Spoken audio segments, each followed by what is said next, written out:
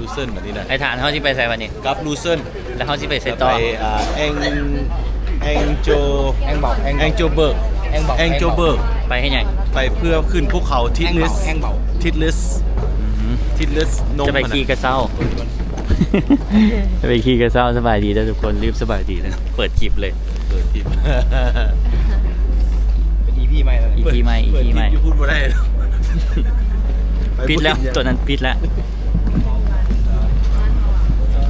เขากับขี่เงือกลับไปรูเส้นคืนทุกคนตัวเขาขี่เงือมาเลย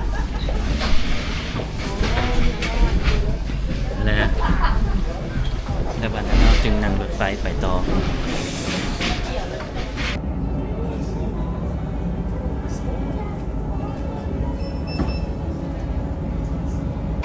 ขี่เงือมาฮอดแล้วทุกคนตอนกลับกับเซฟวิวอย่างเดียวไปวันนี้เขาจะไปขี่รถไฟต่ออากาศอยู่นี่5 องศาทุกคน41 เฟาเรนไฮต์ไป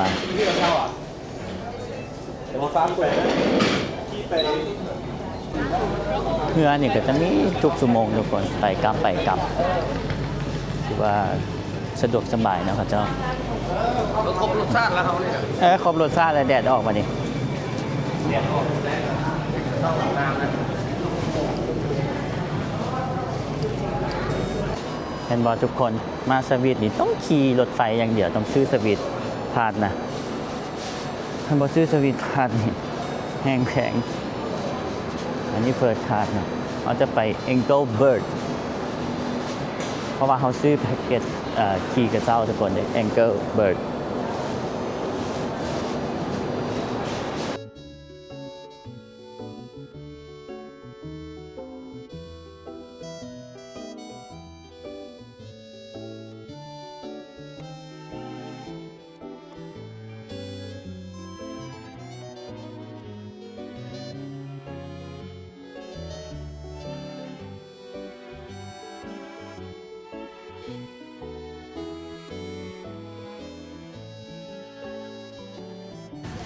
พอแล้วทุกคน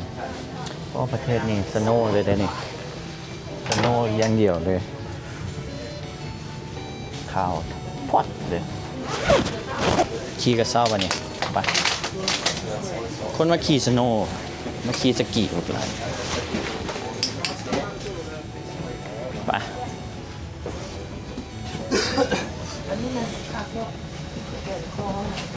เพราะว่าค่อย แม่หิมะเห็นจนอิ่มเนาะหิมะนี่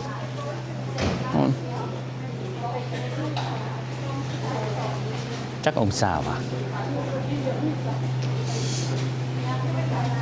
2 องศาทุกคนแหมพอแหงอันเดี๋ยววันนี้เขามาเห็นอย่างไอ้ท่านขี่กระเซ้าเนี่ย ขึ้นไปถึงภูทิดลิสของห้องวัด ทิดลิส มันมีกิจกรรมหลายอันเลยขี่สกีนี่นั่งสกีสินะแต่ว่าเขาบ่แหละเสียเงินหมด นั่นหรอ เขาไม่ได้ขี่กระเซ้าหรอก แต่ว่าฟรีกระเซ้าเขาเข้าไปนี่ไปเบิ่งวิวจะเป็นแบบสิถึงภูเลยที่ลิสมิธสเตชันนี่เขาจะไปตัวนี้ สมิธจุดสูงสุด เขาน่าจะเห็นเมื่อได้นี่แบบสิได้นี่ตอนนี้ มันเปิดแล้วเนาะฟ้าเปิดแล้ว ฟ้าเปิดว่ะ แม่นว่าน่าจะเปิด ตอนนี้เขาเห็นอย่างแลกปี บวันแรกอยู่พุ่นเขาท่ารถบัสท่าสุขีนี่ อ้าวขี่จังได้ไปเนียวเมื่อกี้นี่ ลงรถไฟมาลืมเข้าห้องน้ำก่อนพาแล้วกันเล่นไปเนียวเกือบจ่าย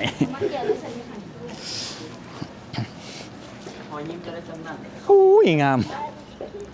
โคตรเบิ่งไหมโคตรงาม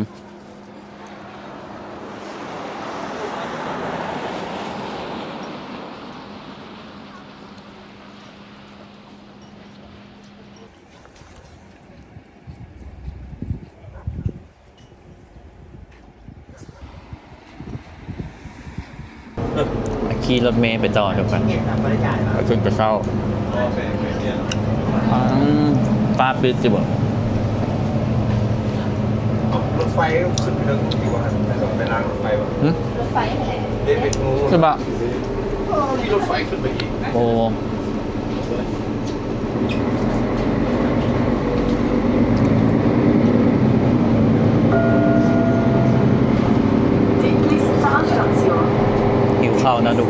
กว่าซอง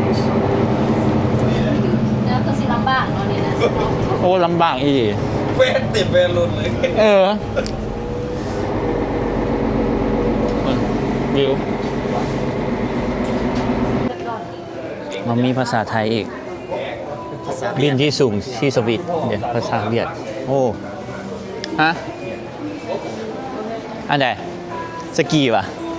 อันนี้เขามาแลกกับตัวนะทุกคนตัวที่พวกเขาจองโอ้อันนี้เครื่องสกี เกือบม่วงเลย พวกสกีเกือบม่วงอันนี้ออนเซลมันกันนักอยู่นะทุกคนแบรนด์ยังไง50กับ$60 2,000 บาทประมาณนี้ มีแวนน้องเล่ตาเล่ตาเล่ โอ้โหเป็นตาขี่สกีเกือบ อุปกรณ์สกี ซาโลมอนอันนี้แล้วคือสกีที่นี่เสื้อ โอ้มันแถมช็อกโกแลตให้คนละห่อกับยังห่อไว้ในเพื่อหิวข้าว แล้วจึงแจกเขาไปได้ อยากจะกินเอากระเป๋าไว้เอาไว้ทำไมนี่ ไว้เลย แล้วจับเอาเลยออกมา ใช้ถุงเสื้อเลยไว้นะ ให้ถุงเสื้อแมนให้ถุงเสื้อวันนั้นทุกคนเขาจะแถมหมวกให้อีกได้ซื้อปีอันแล้วก็จะขึ้นเงินให้ทุกคนเบิ่งเด้อหมวกสวิตเนาะเอาไว้เมือเบิ่ง ที่ทิดลิสผ้าดีอยู่คุณภาพดีอยู่ เขาจะใส่เลย คนมานี่ส่วนหลายเขาเจ้ามาขี่สกีทุกคนสโนว์บอร์ดิ้งกับสกีอิงหลายเลยบางเขาเจ้ามีไม้อันนั้นกับอุปกรณ์เขาเจ้าก็ไปอยากลองขี่เนาะ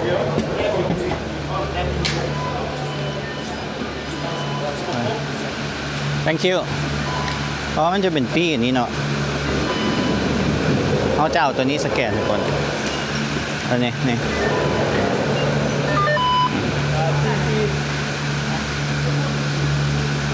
แล้วก็ต้องหักษาบอันนี้ไว้ดีๆได้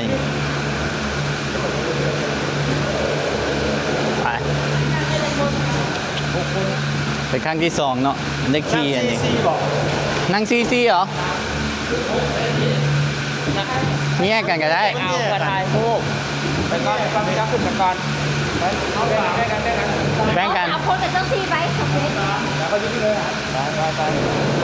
ป พวกเขาซีเอาไปพวกเขาซีฮึบนี่ฮึบ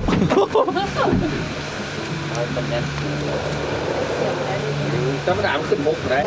ไปแล้วไปเพื่อเดียวเอามันก็บ่อัดตัว ธรรมดา โอ้ขึ้นถึงเลยหันเด้เกียมแล้วเอ้า ทางมาเดี๋ยว ทางมาเดียวอัดแล้ว ว้าว ปึ๊บวู้ เลยเอาโทรศัพท์มาถ่ายให้สามารถถ่ายโย โอ้มันจะมีกาทุงชาติเด้เมกาอันนี้ ยังเป็นแต่ละประเทศเด้ เนาะเด้ เพราะมันลงยังไง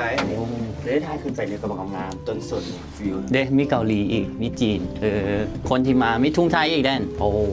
เดี๋ยวมาผมนี่ได้บ่ ได้แล้ว โอ้ สองโอ้ เอาทางหลังคนครับมึงวิวทุกคนโคตรงามคุณ โอเค มันถือแขนอันในโต๊ะนะ มันเป็นยังว่าเป็นยังขอบอันไหนยันเนาะ โอ้เดี๋ยวคันคีสกีเป็นอีกคักเนี่ยคุณโอ้ งามเริ่มงานยืดสุด งามอ่ะ งามเบียร์เท่าไหร่วะ ฮอตออนท็อปเลยทุกคนจะว่ามันวิวบ่เห็นอย่างเลย เมื่อกี้อันนี้นะ Snow X อันนี้ขี่สกี สเก็ตสกีมันเหือ สโนว์บอร์ดิ้ง ตัดไปญี่ปุ่นเลยเนาะ พวกดาวมาไหนไป เนาะโอเค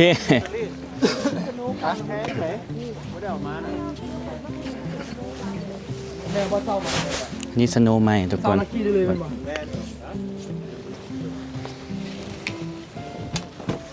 โอ้ข้าเจ้าขี่คักเว้ยทุกคน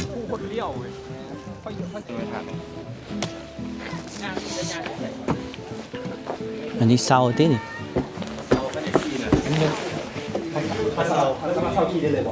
เท่าไหร่ราคาเท่าไหร่ อาจารย์โอ้ยไอ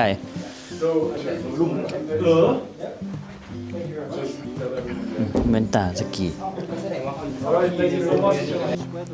เศร้าได้เนาะแต่ว่าต้องมีเกิบบ่มีเกิบสกีเขาจะบ่ให้เศร้าเหยียบจนเบื่อแล้วนะนี่สโนว์นี่อ๋อสกีอยากลองนะทุกคนมันเคยบ่เห็นคนไปย่างเบิ้ง บ่เห็นวิวกับเบิ้งอันนี้ทุกคนหิมะเบิ้งสโนว์ ปั้นแม่เจ้า สองผัวเมียเพิ่นพวกเจ้าสองผัวเมียพวกเจ้าคือบ่เฮ็ดแหละมันเป็นทางย่างทุกคนย่างกับฟิลแบบอันคือขี่ทราย แล้วมันขี่ทรายมันจะจมกว่านี้เนาะมันฟิลใหญ่วะสโนว์นี่โอ้มันมีทางย่างอันนี้ทางย่างไปทุกคนตั้งกล้องก่อนนี่เฟิร์สสโนว์มันขาวจนเลื่อมตาเลยไปทุกคนขาวจนเลื่อมตาคักๆอีกฟิวนึงมาเบิ่งสโนว์ดีแต่ว่าเกือบกบนี่เป็นกอเทคทุกคนกันน้ำนะคักเว้ยท่านพุ่นขี่เป็นเลยคักได้พุ่นโอ้คักเบิ่งหมอน้อยๆนี่มันขี่ไป เฮ้ยกูไหววะ พุ่น เสื้อไล่ลงเด้อ ได้ปะ เสื้อไล่สิเว้ย ปุ๊บโอ้มันเข้าไปที่เข้าไปในเกือบตรงตีนมันเปียกเด้ต้องปัดต้องปัดก่อนจากทีมโตไปท่าคลิปไหนเนี่ย yes หิมะทีมเดียวปะวะ ทิปเลย มันจิแปะมันบ่มีอย่างที่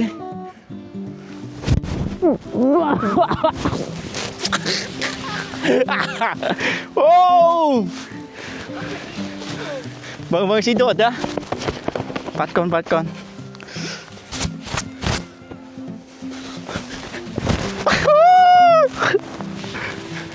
โอ้ยตาโอ้เข้าไปในก้นเบิ่นเลยเว้ยเชี่ยเดี๋ยวโอ้ไม่เข้าโอเคโอ้ยตายเกือบทางไหนเปียกได้ป่ะนี่มันเข้ากันน้ำเยอะอยู่นอกนี่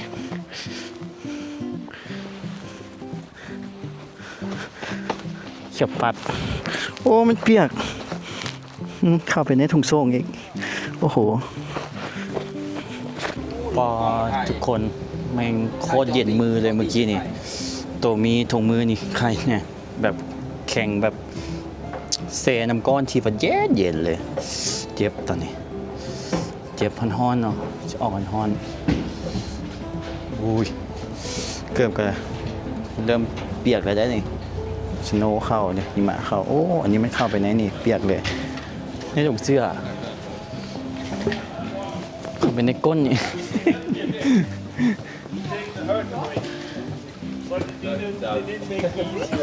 แต่ว่าส่งบ่เปียกเนาะทุกคนส่งก็เป็นส่งย่างปลาที่มันกันละอองน้ำเสื้อตัวนี้ก็กันละอองคือกันเพราะอันนี้เป็นน้ำก้อนเลยทุกคนเนี่ยมันเปื่อยเห็นปะ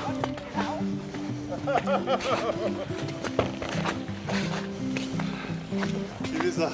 Unwägbarkeiten. มึงอยากลองขี่ไปแต่มันบ่มีเกิบเนาะเพิ่นคือสิคักมันก็จะมีห้านอาหารอีหยังอยู่นี่แหละทุกคน ราคาก็จะสูงขึ้นเนาะสถานที่ท่องเที่ยวดิ เอาคนกับเจ้ามีเดียว วันนี้กลับทุกคน เอาเลยกำซิ่งไปบนนั้น มาแห้งตกข้างบนมันแห้งขึ้นไปวันนี้ เอ้า เอา อีหลีได้เอาขึ้นไปเอาพิษได้ดิเอาพิษ เอาลงมา พอดีเลยล้มกันมันจะขึ้นไปพากันชิล ก็โดนหวาแล้วเราผ่านถึกแล้ว หรือว่าขึ้นมาหน้าติ๊กๆซะนะ ขี่ทุงลาวไหมขี่ทุงลาว มีเหรอทุงเรา มี เป็นท่าเจ้าเนี่ยพวกเราลงมาแล้ว เอาลงไป ลงไปว่าหรือยังนี่ว่าเข้าใจ เอาขึ้นไปก่อน คนละฟ้าคนละฟ้า เดี๋ยวนี้คือเด็ก เห็นแล้วทุกคนขึ้นมาโอ้ข้างบนลงขึ้นมาที่โบเห็น ปอโคนงาม ดีแล้วเขาขึ้นมาเนี่ยป้อปาจวันเลยว้าวฟ้าดีแต่ขึ้นมาเด้อ บ่เอาโชคดีแล้วโชคดีแล้วขึ้นมาเอาจำน้ำดิวเนี่ย ป้าจะเอาน้ำมันป้าจะโชคดีขนาด เอาโชคดีแล้วอุ้ยเกือบสวิตพลาดเมื่อสุดท้ายอีก ขอโชคให้เฮ้ยมีโชคดีอยู่ เด้อเนาะว้าวถ่ายเดี๋ยวก่อนคันบ่ลงกันมานี่บ่ได้เลยนี่เนาะ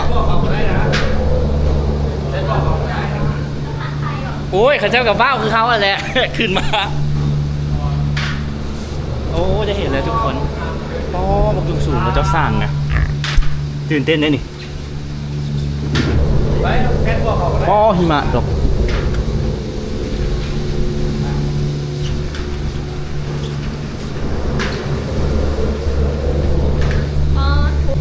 เด้ทุกคน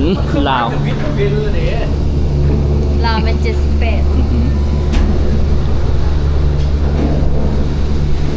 โอ้ขึ้นมาสูงจึงเห็นวิว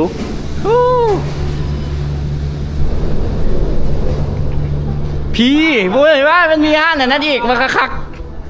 คุณนา ใส่กูตัวเขาขึ้นไปเทิงกูตัวขี่ขึ้นไปอีกตัว อู อันนั้นคีสลิงที่บอก บอสขับไปทางวิวอยู่นี่เด้บอสคนไทยมารีวิวได้หลายเด้ เนาะไป รอบนี้ สแกนที่เข้ากับสแกนคือการจะปิ๊บเอ้าบ่ได้ นี่ปีนี้ต้องรักษาดีๆโอ้คุ้มค่าได้ดิ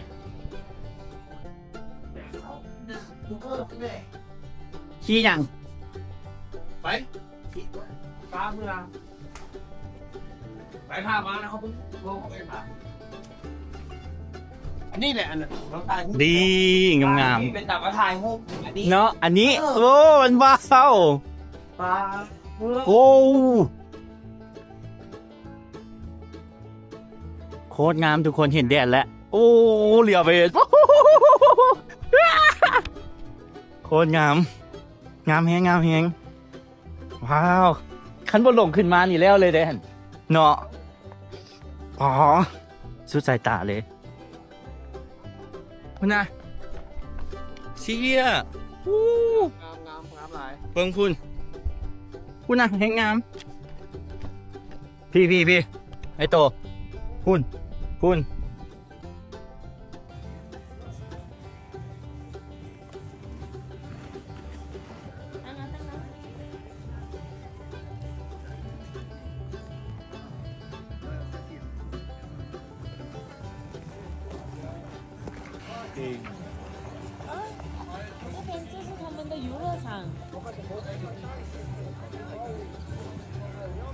ตรงามเห็นไหมถึงแดดแล้วทุกคนผู้คักหลายอืมกด ทุกคนตอนนี้ความสูงเหนือน้ำทะเลเนาะ2,454 เมตรโอ้วิวคักแห่งทุกคนเบิ่งไหมเรียกกระเซ้าขึ้นไปแล้วเด้ขึ้นไปถึงอีกยอดเนาะยอดสันซัมมิตมันฮะ เอาเบียร์ไปเลย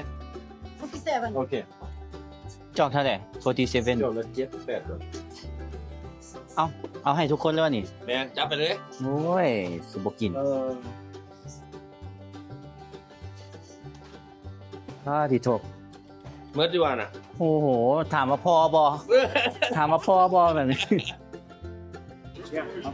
วิวดีแฮงทุกคนป้อที่โทรเบิ่งแสงเงินมันอันสะท้อนใส่หิมะอู้หูสุดยอดพูดนะอู้คักมากินเบียร์ตัวนี้ก็พอแล้วเนาะ พอแล้ว ว้าวเชียร์บ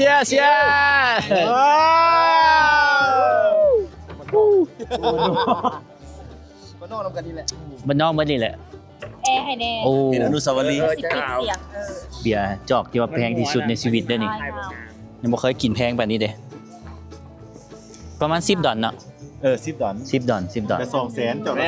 จอกละ200,000 เส้นบรรยากาศดี เอ้าบรรยากาศเนาะมา กินไม้ซาดกบกินไม้ กินไม้ซาดกินไม้ซาด ก็ได้กินวิวเบิร์ก เอาละว่ะ วิวเบิร์กเซ่นะ แซ่บด้วยเบียร์เนี่ยแซ่บแพง อันนี้แม่นแบ่งไว้เส้นว่ะ ไวเส้นตัวนี้ แซ่บแพงเบียร์ตัวเนี้ย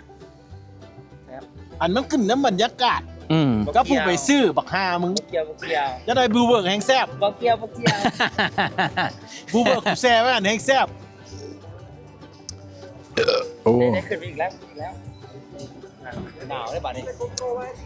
แทนที่เขาจะขึ้นไปก่อนเนาะตอนนี้เวลาจักโมงล่ะแม่นตอนนี้เวลา4 โมงป่ายซาวทุกคนโอ้อันนี้ครับ อันนั้นขึ้นไปแล้วเด้อกระเซ้าขึ้นไปใหญ่เลย ลบ ได้ ได้เลยนะ โคตรครับนี่เด้อวิวเบิร์กต้มยูลาวแต่ว่าใส่ข้าวหม้อจากเยอรมันยีสต์กับยุโรป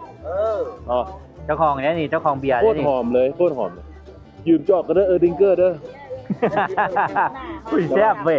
คือคัก ว้ายของเท่เนาะแซ่บ แซ่บเด็ดสิเบิ้ลเลยดิไปขึ้นกระเซ้าไป เอามือก่อนแม่มือก่อนแม่ ไปทุกคนเขาจะปิด5 โมง ไปแล้ว ปิด5 โมงตอนนี้4 โมง 45โอ้กินเบียร์แล้วก็เชียร์อีกเอ้ายามันบ่ได้ขึ้นไปกับยาเบิ่งวิวเนาะ จำได้กับโอเคนะพอใจแล้ว เอ้าพอใจแล้วมื้อสุดท้ายสวิตพาร์ทถือว่าคุ้มป่ะ คุ้มแล้ว เนาะ เดี๋ยวว่าคันเห็นเมื่อวานนี่ตัวยูท็อปอันน่ะยุโรปแห้งประทับใจกูเลย ยามัน อากาศ งามนะโอ้ วันนี้เขามาซากุระบาร์อันยวนนั่นนะอยู่สวิตราคาซ้ำยูเทิงเลยยูเทิงเขาจะเท่าเทียมกันเองเพราะมีกินซ้าย โอ้สุ่มซามากินก่อนร้องก่อนได้มาแหละ ได้มาแหละมาไปแล้วกันเต้นเลย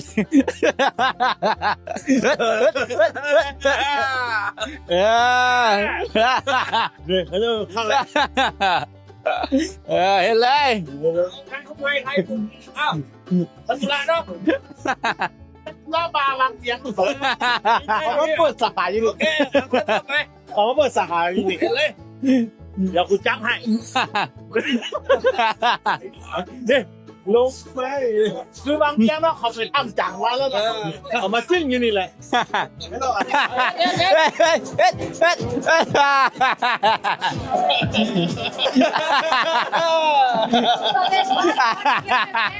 ทุกคนงานกลับโคตรงามเลยฝันไปเนาะบ่ขึ้นบ่ฝันทุกคนเบิ่งพุ่นนะอันนี้เป็นห้องน้ำเลยแม่น้ำนี่พ่อสุดยอดเลยเฮาย่างกลับเนาะเพราะว่ารถเมล์บ่มีละตอนนี้มันก็ดึกแล้วเด้ดึกว่าซั่นตอนนี้ก็แรงแล้ว5 โมงครึ่งทุกคนตอนนี้ความสูง980 เมตรเนาะเหนือน้ำทะเลโอ้ โอ้เป็นมื้อสุดท้ายที่ว่าม่วนที่สุดเลยอยู่ในสวิตพาท่อมเบิดเลยเด้ขี่รถไฟบัดนี้ก็ต้องเสียเงินแล้วเนาะพองามขนาดอันนี้มันเปื้อนแล้วเนาะหิมะตัวนี้เปื้อนเลยเห็นบ่พูดนะบ้านคนโอ้โหทุกคนงามดีงามจริงพูดนะว่าบ้านคนไกลๆเลยเป็นห้องน้ำไอ้สิไหลไปโอ้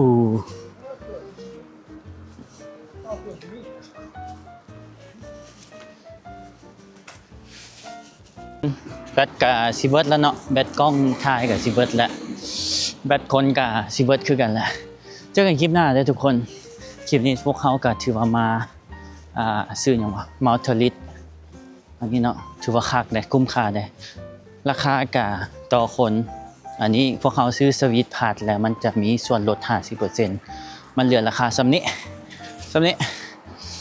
ก็ถือว่าลดไปหลายแล้ว 50% เด้อมันแบบบังคับให้ซื้อสวิตพาดนะคันบ่ซื้อสวิตพาดนี่บ่ได้เนาะทุกคนมาเที่ยวนี่ไปเที่ยวใส่บ่ได้เลยคันบ่ซื้อสวิตพาดจำเป็นผู้ใดสิมาเที่ยวสวิตจักวันก็ซื้อสวิตพาดเท่านั้นวันมันจะมี3วัน4วัน7วันบ่หลายเนาะหลายออปชั่นให้เลือกและเวลาเฮากดซื้อเฮาก็ต้องแอดอันทัวร์ที่เขาจะไปนำคันสั้นแล้วมาซื้ออยู่หน้างานนี่ราคาเต็มเด้มันแพงมันจะบ่มีส่วนลดเลยเป็นประเทศที่ว่าหมดเงินหลายที่สุดเนาะแต่ว่าคุ้มค่าได้ทุกคนเขาได้มาเห็นจังซี่เห็นหิมะจังซี่เห็นบ่เห็นไหมร้านเป็นจังซี่น่ะพุ่นน่ะข่าวแบบโอ้เขาขึ้นบ่ฝันดอกพุ่นน่ะยวบไปเลยโอ้ยดีใจเนาะทุกคนคล้ายคือกับตัวเองฝันไปอยู่ตอนนี้บ่คิดบ่ฝันเลยขอบใจทุกคนที่เบิ่งเด้อทุกคนแล้วก็คอมเมนต์กดไลค์กดแชร์ทุกคอมเมนต์ทุกวิดีโอให้กลมได้เด้อทุกคนขอบใจหลายๆเพราะว่าเฮามาเที่ยวนี่เฮาก็งบตัวเองเนาะบ่มีสปอนเซอร์คือยูทูบเบอร์อยู่ไทยมีสปอนเซอร์เข้าแล้วเขาเจ้าไปเที่ยวทุกค่าใช้จ่ายทุกอย่างมันเงินตัวเองกบหมดเลยมาสวิตนี่มันแพงเนาะแต่เฮาก็อยากมาครั้งนึงในชีวิตแหละเป็นประเทศในฝันของเฮาเนี่ยโอ้ยงามดีใจแฮงทุกคนคุณนะเห็นแต่อยู่ในหนังนะและสำหรับผู้ใดที่อยากเลี้ยงคาปีเข้าสถานที่ท่องเที่ยวหรือสวิตพาสกาเวนโมหรือว่าเซลมาได้นะทุกคนบ๊ายบายเจอกันคลิปหน้าได้ทุกคนขอบใจทุกคนที่เบิ่งจนจบเนาะทริปนี้ก็ม่วนหลายแต่มื้ออื่นพวกเขาก็ดีอยู่สวิตคือเก่าแต่ทุกคนพวกเขาที่ไปใส่ก็ทาติดตามเบิ่งแต่ว่าที่แน่ๆนี่สวิตพาสนี่เบิดแล้วพวกเขาเลือกจะ3วันเด้3วันรวมค่าทัวร์กับเบิดไป585แพงเด้แพงบ๊ายบายทุกคนบ๊ายบายเจอกันคลิปหน้าเลยทุกคนกดไลค์กดแชร์กดติดตามที่สำคัญห้ามสกิปโฆษณาเด้อทุกคนบ๊ายบาย